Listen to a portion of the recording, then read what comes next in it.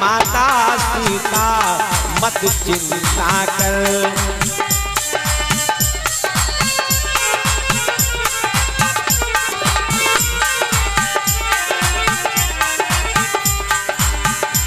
माता माता चिंता करिए के कई का शीश गिरा दूंगा। वरदान मांगने से पहले, वरदान मांगने से पहले, वरदान मांगने से पहले चरणों में शीश गिरा दूंगा। वरदान मांगने से पहले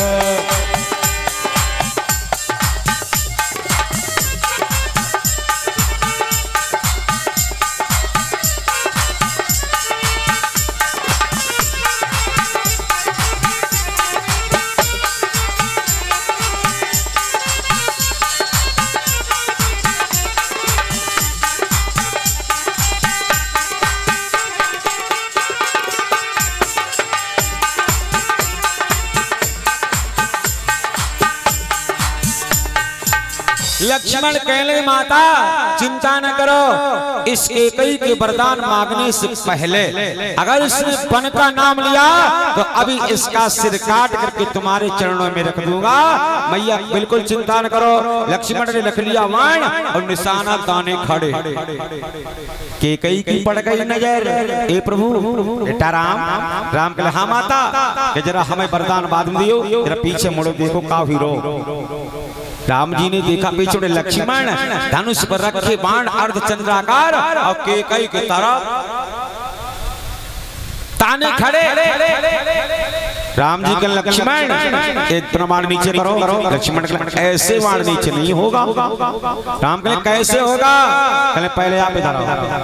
राम जी कहले कहो भाई बेटा क्या बात है लक्ष्मण, आज इतने गुस्से में क्यों हो? लक्ष्मण कहने लगे देखो प्रभु, जब पिताजी ने वरदान दिए थे इस कैकेयी को और उनसे इसने मांगे, अगर मैं उस समय होता तो न तो एक कैकेयी रहती और न तो आपके 14 वर्ष के लिए वन होता।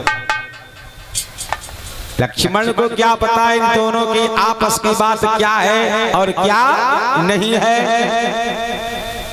उसी समय राम जी के लक्ष्मण अच्छा एक क्रोध बंद करो, ये बाण नीचे उतारो, मांग लो क्या तुम्हारी इच्छा है। हम तुम्हारी वीरता पर बहुत प्रसन्न हैं, तुमने बहुत कष्ट उठाए हैं, मांगो। तो लक्ष्मण की आंखों में आंसू आ गए। भैया यही कैकेयी ने पहले 14 वर्ष के लिए वन भेज दिया, अब आपसे वरदान मांगने के लिए जा रही है, पता नहीं जीवन भर के लिए वन भेज देगी। अभी सुमित्रा के भी पास नहीं पहुंच पाए, मैया कौशल्या के चरण भी स्पर्श नहीं कर पाए, इसलिए प्रभु आप हमें वरदान दे दो, मैं आपसे मांगूंगा। भगवान के लिए मांगी लक्ष्मण मांगो। तो लक्ष्मण ने वरदान मांगा प्रभु त्रेता युग में तुम बड़े बन के आए, द्वापर में हम बड़े बने। राम जी कहने लगे तथास्तु, जाओ द्वापर में तुम हमसे बड़े बनोगे, तुम्हारा नाम बलराम होगा। सीता को दुखी देखा, सीता से कहा तुम भी देवी मांग लो। सीता कहने स्वामी हमने तुम्हारी चरणों की सेवा भी नहीं कर पाई, हमें ऐसा वरदान दे दो हम तुम्हारी चरणों की दासी रहूं और तुम्हारी की चरणों की सेवा करूं।